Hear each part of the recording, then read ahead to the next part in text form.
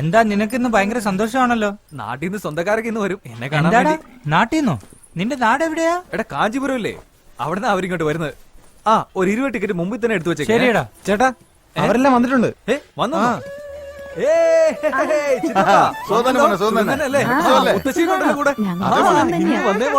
ചേച്ചി സുഖം തന്നെയല്ലേ? നാട്ടിൽ വേറെന്തൊക്കെ വിശേഷം? ഒരു വിശേഷമില്ല, വെറുതെ ഇറങ്ങിയാ. സർക്കസ് ഒക്കെ ഞാൻ വരുന്നില്ല, നമ്മുടെ വീട് തന്നെ ഒരു കുട്ടി സർക്കസ് അല്ലേ, അവരെ കൂട്ടിക്കൊണ്ടു പോകും. ചുറ്റാളങ്ങ് തടിച്ചു കൊഴുത്തുപോയില്ല, കൈയുടെ ഒക്കെ വണ്ണം കണ്ടില്ലേ? ചുമ്മാ ഇരിക്കും അരവിന്ദ. സുഖല്ലേ?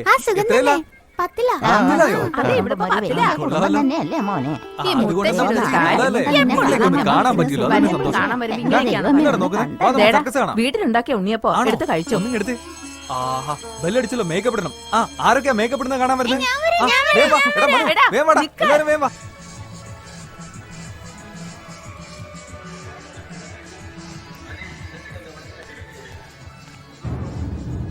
കൊണ്ടുവന്ന ഒരു ഉണ്ണിയപ്പം പോലും കഴിക്കാതെ അവൻ പോയത് കണ്ടില്ലേ? എന്തൊരു കഷ്ടായി പോയി. അല്ല ഒരു കാര്യം ചെയ്യും, നിങ്ങൾ ഇതാ നിന്റെ കൂടെ വരാത്തയാണ്. അല്ല കൊച്ചേ, അവിടെ നിക്കോ. നിന്നോട് നിക്കാൻ പറഞ്ഞേ. എന്തിനാ കിടന്നിങ്ങനെ അലക്കുന്നേ? ഹലോ ഹലോ, വിളിച്ചത് കേട്ടില്ലേ? നിങ്ങളെയാ വിളിക്കുന്നത്. നിന്നെ തന്നെയാ വിളിച്ചേ. ആരാ? സുഖം തന്നെയല്ലേ മോളെ? നിങ്ങളൊക്കെ ആരാ? അയ്യോ ഇതെന്താ ഞങ്ങളെ ഓർമ്മയില്ലേ? കൊള്ളാം, ഒരു വർഷത്തിന് മുമ്പ് ഞങ്ങളുടെ നാട്ടിൽ വന്നല്ലേ. ബോധിധർമ്മന്റെ സ്വന്തക്കാരാണെന്നും പറഞ്ഞ് അന്വേഷിച്ച് ഞങ്ങളുടെ വീട്ടിൽ വന്നത് ഓർമ്മയില്ലേ? അത് ഞാനല്ല. ഇതെന്താ ഈ പെണ്ണ് ഇങ്ങനെ പറയുന്നേ? ഈ കൊച്ചിനെ കണ്ടതായിട്ട് ഓർമ്മയില്ലേ? ഇല്ലല്ലോ. നമ്മുടെ വീട്ടിൽ വന്ന് രക്തമൊക്കെ എടുത്ത് പരിശോധിച്ചില്ലേ? നമ്മുടെ പാരമ്പര്യത്തെ കുറിച്ച് അന്ന് ചോദിച്ചില്ലേ? അല്ല, അതൊരു തടിച്ച പെൺകുട്ടിയല്ലായിരുന്നോ? ഒന്ന് ചുമ്മാ ഇരി മനുഷ്യ. മോളെ, ഞങ്ങളുടെ വീട്ടിൽ വന്ന അരവിന്ദനെ കുറിച്ച് നീ ഒരുപാട് കാര്യങ്ങൾ ചോദിച്ചില്ലേ? നിങ്ങൾ പറയുന്നതൊന്നും എനിക്ക് മനസ്സിലാവുന്നില്ല. അരവിന്ദ് ആരാന്ന് പോലും എനിക്ക് അറിയില്ല. ആള് മാറിപ്പോയതാ നിങ്ങൾക്ക്. സോറി. എന്നാ ഞാൻ പോട്ടെ. ഇതെന്താ ഈ പെണ്ണ് ഇങ്ങനെ പറഞ്ഞിട്ട് പോകുന്നേ? ഞാനും ഈ പെണ്ണിനെ എവിടെ കണ്ട പോലെ തോന്നുന്നുണ്ട്.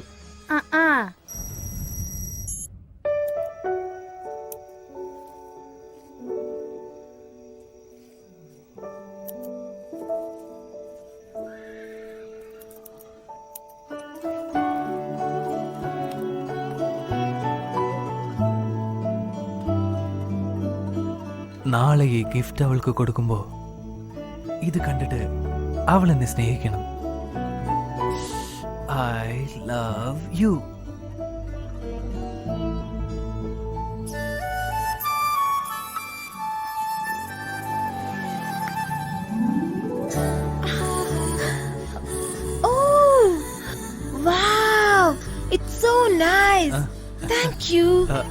ഇത് ഞാനുണ്ടാക്കിയതാ.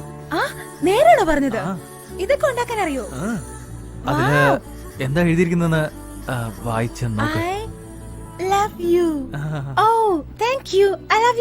എന്റെ ഫ്രണ്ട് മാലതിക്ക് ഡോൾ എന്ന് വെച്ചാൽ ഭയങ്കര ഇഷ്ടാ. അവൾക്കും ചേർത്ത് ഒരെണ്ണം ഉണ്ടാക്കായിരുന്നില്ലേ? ഇത് കണ്ട് അവള് തട്ടിപ്പറിക്കും. നെക്സ്റ്റ് ടൈം അവൾക്ക് ഒരെണ്ണം ഉണ്ടാക്കണേ. Okay? But thank you so much. It's lovely. Thank you. ശരി, ഞാൻ പുറത്തേക്ക് പോവാ. നീ വരുന്നുണ്ടോ? ഞാൻ വരുന്നുണ്ടോ? കം.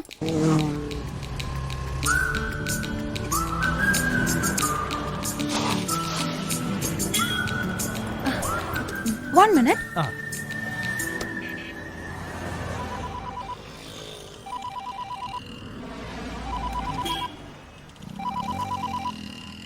എടാ അരവിന്ദേ, നീ ഗിഫ്റ്റ് കൊടുത്തോടാ?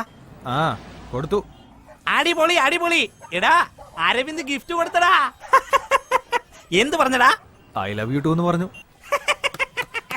അഭിനന്ദനങ്ങൾ മോനെ. അതല്ലടാ, ഐ ലവ് യു ടൂല് ഒരു ഫീലിംഗും ഇല്ലടാ. ഐ ലവ് യു എന്ന് പറയുമ്പോൾ അതിലൊരു സുഖം വേണ്ടേ? ഇപ്പൊ പെണ്ണുങ്ങൾ എന്ത് പറഞ്ഞാലും ഐ ലവ് യു എന്നല്ലേ പറയുന്നേ.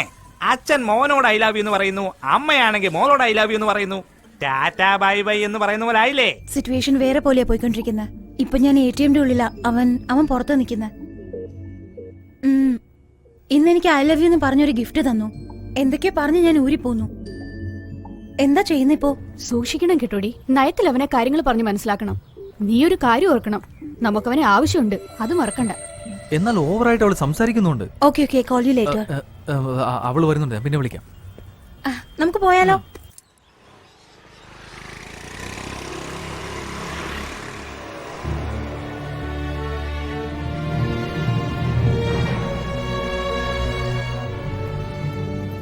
അരവിന്ദ്, ഒരു 2 മിനിറ്റ് ഇവിടെ നിൽക്കുക. ഞാൻ ഇപ്പൊ വരാം.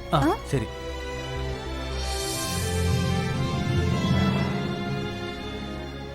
അങ്കിൾ ആരാ ഇത്? ശുഭയോ? ഞാൻ വെയിറ്റ് ചെയ്തിരിക്കുകയായിരുന്നു. ആ ഓക്കെ കൊണ്ടുവന്നിട്ടുണ്ടോ? ആ ഉണ്ട് ഇതിന്റെ അകത്ത് ഇയാളുടെ റിസർച്ച് ഒക്കെ ഇവിടെ വരെ ആയി? 4 months മുമ്പ് തന്നെ കഴിഞ്ഞായിരുന്നു. ഇപ്പൊ ചൈനയിലോട്ടും യുഎസിലേക്കും തീസസ് അയച്ചിട്ടുണ്ട്. ഇവിടെയും ഞാൻ പെർമിഷൻ വേണ്ടിട്ട് അപ്ലൈ ചെയ്തിട്ടുണ്ടോ? അങ്കിൾ എനിക്ക് വേണ്ടി ഒരുപാട് ബുദ്ധിമുട്ടിയിട്ടുണ്ടല്ലേ? അതൊന്നും സാരമില്ലെന്നേ, നിനക്കെങ്കിലും പ്രയോജനമാകുമല്ലോ.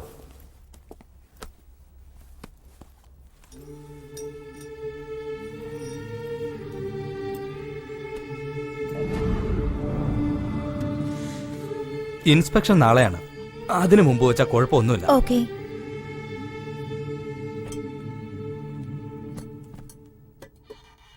അയാളോട് കാര്യങ്ങൾ പറഞ്ഞായിരുന്നല്ലോ.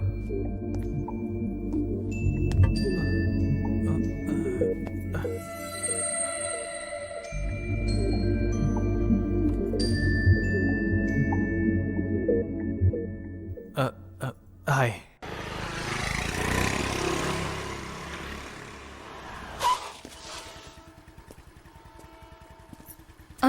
നാളെ രാവിലെ 10 മണിക്കൊന്ന് ഫ്രീ ആവാമോ? ഒരു കാര്യം പറയാനുണ്ടായിരുന്നു. ഓ അതിനെന്താ, ആയിക്കോട്ടെ. എനിക്കും ഒരു കാര്യം പറയാനുണ്ടായിരുന്നു. നമ്മൾ രണ്ടുപേരും ഒരേ കാര്യം തന്നെയാവും സംസാരിക്കുക. Okay by.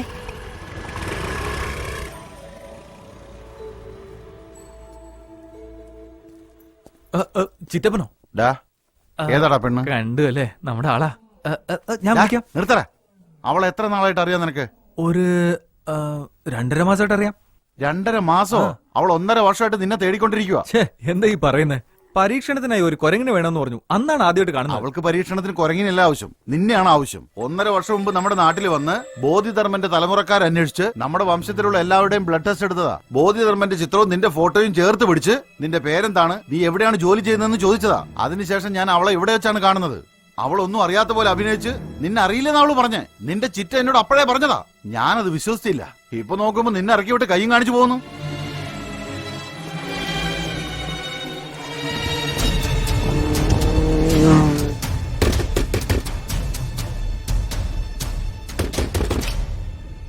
അരവിന്ദ്, ഞാൻ ഇപ്പോഴല്ലേ ഡ്രോപ്പ് ചെയ്ത്. എന്താ ഇവിടെ? ആരാ നീ? 1.5 വർഷമായിട്ട് നീ എന്നെ ഫോളോ ചെയ്യാണല്ലേ? പറയാൻ. അരവിന്ദ്, എന്തിനു വേണ്ടിയിട്ടാണ് ഇതൊക്കെ? പറയാൻ.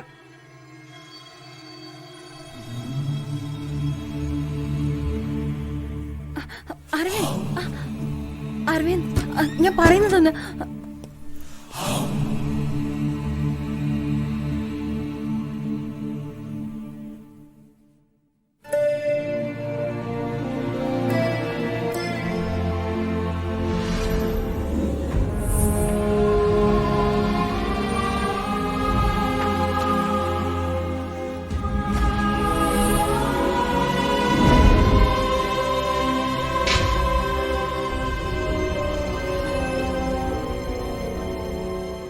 എല്ലാം പ്ലാൻ. എന്നെ കബളിപ്പിക്കുകയായിരുന്നല്ലേ? അരവിന്ദ്, നാളെ നിന്നോട് എനിക്ക് സംസാരിക്കാനുണ്ടെന്ന് പറഞ്ഞ കാര്യം ഇതിനെക്കുറിച്ചായിരുന്നു. ഞാനൊരു ഗവേഷണം ചെയ്യുന്നുണ്ട്. ഒരു മണ്ടനെ പോലെ ഞാൻ എല്ലാം വിശ്വസിച്ചു. ഇവളെന്തിനാ നിന്റെ പുറകെ വരുന്നെന്ന് എല്ലാരും ചോദിച്ചതാ. ഞാനതൊന്നും കാര്യമാക്കിയില്ല. കള്ളം, കള്ളം, എല്ലാം കള്ളം. എന്തിനായിരുന്നു ഈ നാടകമൊക്കെ? ഞാൻ ആദ്യം തന്നെ പറയാൻ ട്രൈ ചെയ്തത് അരവിന്ദ്. എന്തിനു പറയണം?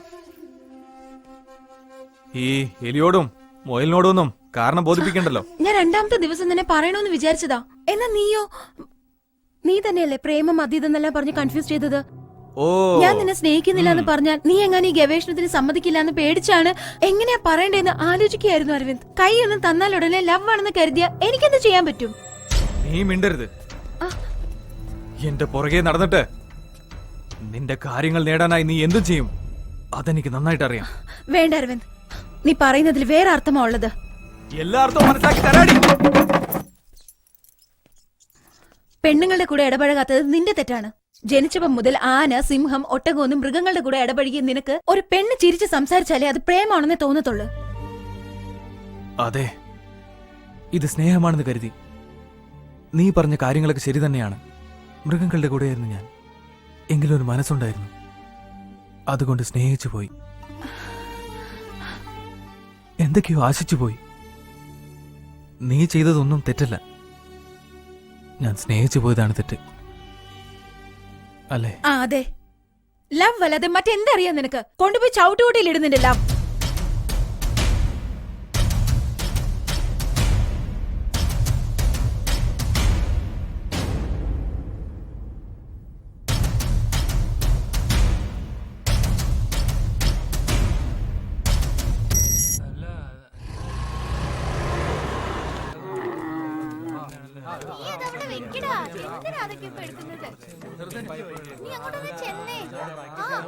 ആ അരവിന്ദ്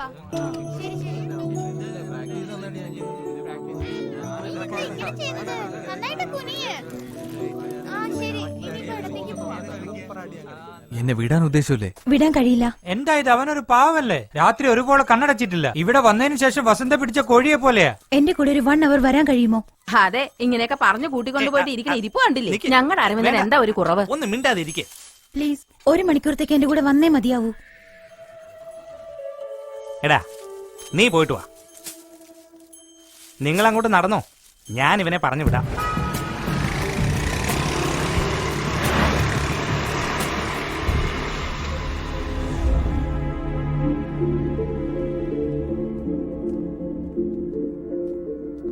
എന്തിനാ എന്നോട് വരാൻ പറഞ്ഞേ? വരൂ, ഞാൻ പറയാം. ഇവിടെ കാണുന്ന ഈ വസ്തുക്കളുടെ പിന്നിൽ ചില കഥകളുണ്ട്. ഇപ്പം ജീവിച്ചുകൊണ്ടിരിക്കുന്ന നമ്മളൊന്നും ആരുമല്ല ഈ ലോകത്ത്. അതായത് 1000 വർഷങ്ങൾക്ക് മുൻപ് ധീരതയും സംസ്കാരവും നമ്മുടെ ഈ ലോകത്തിന് പകർന്നു തന്നില്ലേ? അവരൊക്കെയാണ് യഥാർത്ഥ മനുഷ്യർ.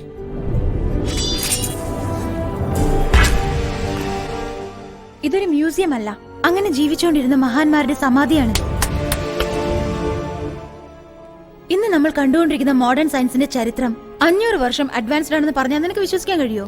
സ്പേസ് റിസർച്ചിലെ ഇക്കാലത്തെ സയന്റിസ്റ്റുകൾ 9 ഗ്രഹം, അതിന്റെ പേരുകളൊക്കെ ടെലിസ്കോപ്പ് വെച്ചാ പറയുന്നത്. എന്നാൽ 1000 കൊല്ലങ്ങൾക്ക് മുൻപ് നമ്മുടെ നാട്ടിലുള്ള ക്ഷേത്രങ്ങളിലെല്ലാം നവഗ്രഹങ്ങളെ വെച്ച് വഴിപാട് ചെയ്തില്ലേ? എങ്ങനെയാണ്? ഭൂമിയുടെ ഭാരം എത്രയാണെന്ന് 1500 കൊല്ലങ്ങൾക്ക് മുമ്പ് ആര്യഭട്ട എങ്ങനെയാ പറഞ്ഞത്? നാളെ മഴ വരുന്നു പറയുന്നു, പക്ഷെ വെയിലാ വരുന്നത്. വെയിലുണ്ടാവുന്ന പറയുമ്പോ മഴയാ പെയ്യുന്നത്. ഇതാണ് മോഡേൺ സയൻസ്. എന്നാൽ 20 വർഷം കഴിഞ്ഞ് വരാൻ പോകുന്ന അമാവാസിയും പൗർണമിയെയും കുറിച്ച് ഉമ്മറത്തിരുന്ന് പഞ്ചാംഗം നോക്കി ഗണിച്ച് പറയാറില്ലേ? അതെങ്ങനെയാണ്? അത് തന്നെയാണ് നമ്മുടെ സയൻസ്. ഈ പുസ്തകം ഒന്ന് നോക്ക്.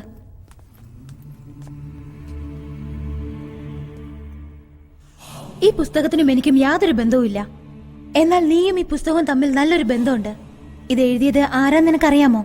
Great master Bodhidharma. ഒരു തമിഴ്നാട്ടുകാരൻ. അദ്ദേഹത്തിന് മറ്റൊരു ബുദ്ധനെന്നാണ് ഓഷോ പറയുന്നത്.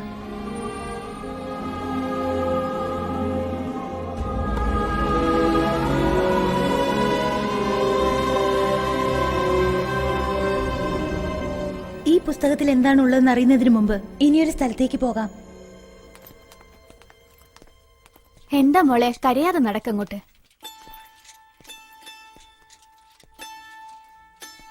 ഈ കുഞ്ഞുങ്ങളെ ഒന്ന് നോക്ക്.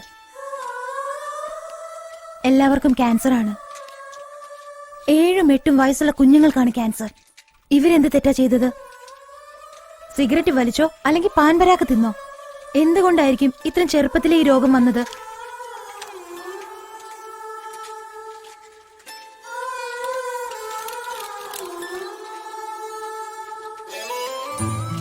ഇവര് മാനസിക രോഗമുള്ള കുട്ടികളാ.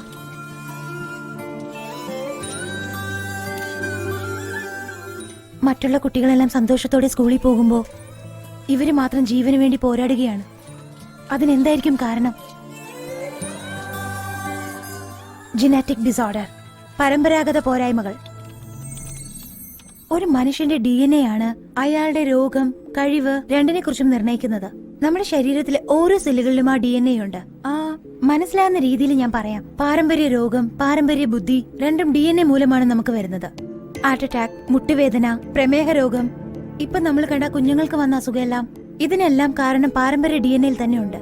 ഇങ്ങനെ പരമ്പരാഗതമായിട്ട് വരുന്ന അസുഖങ്ങളും കുറവുകളും DNAയിൽ തന്നെ മാറ്റാൻ കഴിയുമെന്നുള്ളതാണ് എന്റെ റിസർച്ച്. ഇനി പ്രധാനപ്പെട്ട ഒരു കാര്യമുണ്ട്. ഈ DNA റിസർച്ചിലൂടെ നമുക്ക് നമ്മുടെ പാരമ്പര്യ കഴിവുകളെല്ലാം തന്നെ തിരിച്ചു കൊണ്ടുവരാൻ കഴിയും. ഒരു ചിത്രകാരന്റെ, ഒരു പോരാളിയുടെ പാരമ്പര്യ DNAയിൽ പോലും ആ കഴിവുകളെല്ലാം ഇപ്പോഴും ഉണ്ടായിരിക്കും. അതിനെ ഒന്ന് നമ്മൾ പ്രചോദനം ചെയ്തു കഴിഞ്ഞാൽ ആ കഴിവുകളെല്ലാം നമുക്ക് തിരിച്ചു കൊണ്ടുവരാൻ സാധിക്കും. ഇതിനെക്കുറിച്ചെല്ലാമാണ് ബോധിധർമ്മൻ 1600 വർഷങ്ങൾക്ക് മുൻപ് ഈ പുസ്തകത്തിൽ എഴുതി വെച്ചിരിക്കുന്നത്. DNA റിസർച്ചിനെ പറ്റി 1600 വർഷങ്ങൾക്ക് മുൻപ് എഴുതിയത് ഈ പുസ്തകത്തിലുണ്ട്. ഇവരെല്ലാവരെയും നമ്മൾ ഒരു സന്യാസിമാരായിട്ട് കാണാതെ ഒരു സയന്റിസ്റ്റ് ആയിട്ട് കാണണം. ഇക്കഴിഞ്ഞ 2 കൊല്ലത്തിന് മുമ്പ് ഒരു റിസർച്ച് ഓർഗനൈസേഷൻ ബോധിധർമ്മനെ മറവ് ചെയ്ത സ്ഥലം കണ്ടുപിടിച്ചായിരുന്നു. ഇത് കണ്ടോ? അദ്ദേഹത്തിനെ മറവ് ചെയ്ത സ്ഥലത്ത് നിന്നും പല്ലും തലമുടിയും ലഭിച്ചതുകൊണ്ട് മാത്രമാണ് ബോധിധർമ്മന്റെ DNA കിട്ടിയത്. ഇത് ഞാൻ ഇന്റർനെറ്റിലാണ് കണ്ടത്.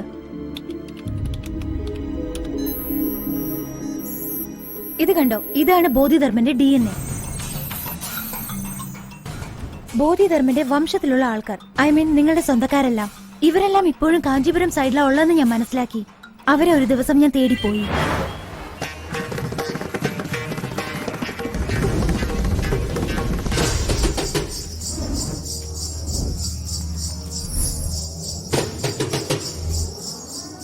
ബോധിധർമ്മന്റെ DNA പാറ്റേൺ നിങ്ങളുടെ സ്വന്തക്കാരിൽ ആർക്കെങ്കിലും മാച്ച് ആവുന്നുണ്ടോ എന്ന് ഞാൻ ചെക്ക് ചെയ്ത് നോക്കിയായിരുന്നു.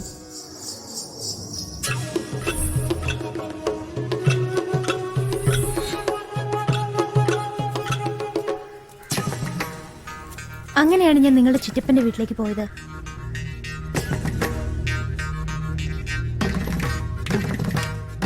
ആ വീട്ടിൽ എന്നെ ഒരു കാര്യം അതിശയിപ്പിച്ചു.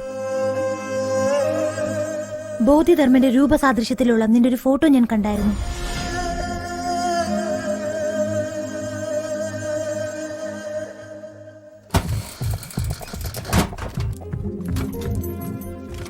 നീ ഉപയോഗിച്ചു വെച്ച ഒരു പഴയ ചീപ്പിൽ നിന്നും നിന്റെ തലമുടി ഞാൻ എടുത്തായിരുന്നു.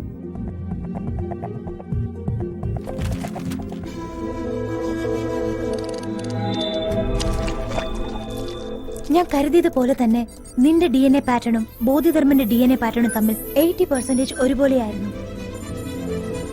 അതിനുശേഷമാണ് ഞാൻ നിന്നെ തേടിയെത്തിയത്.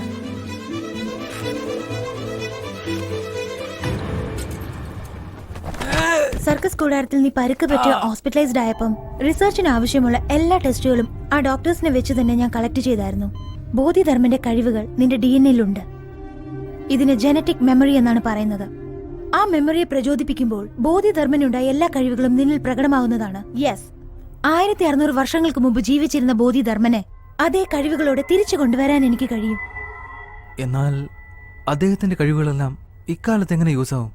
ബോധിധർമ്മൻ വലിയൊരു വൈദ്യനായിരുന്നു. നമ്മുടെ നാട്ടിലുള്ള വലിയ വലിയ മലകളിലെല്ലാം ആയിരക്കണക്കിന് പലതരം അപൂർവ ഔഷധങ്ങളുണ്ട്. അതിനെക്കുറിച്ചുള്ള മിക്ക ഗ്രന്ഥങ്ങളും ചില യുദ്ധങ്ങളിലായിട്ട് നശിപ്പിച്ചു കളഞ്ഞു. ബോധിധർമ്മന് ഓരോ ഔഷധ ചെടിയുടെ ഫലവും അതിന്റെ വേരുകളുടെ ഉപയോഗത്തെക്കുറിച്ചും അറിയാമായിരുന്നു. അതെല്ലാം ഈ ലോകത്തിന് പ്രയോജനമായി തീരണം. ഇതെല്ലാം നീ മനസ്സ് വെച്ചെങ്കിൽ മാത്രമേ നടക്കുള്ളൂ. ഇപ്പൊ ഞാൻ എന്ത് ചെയ്യണം?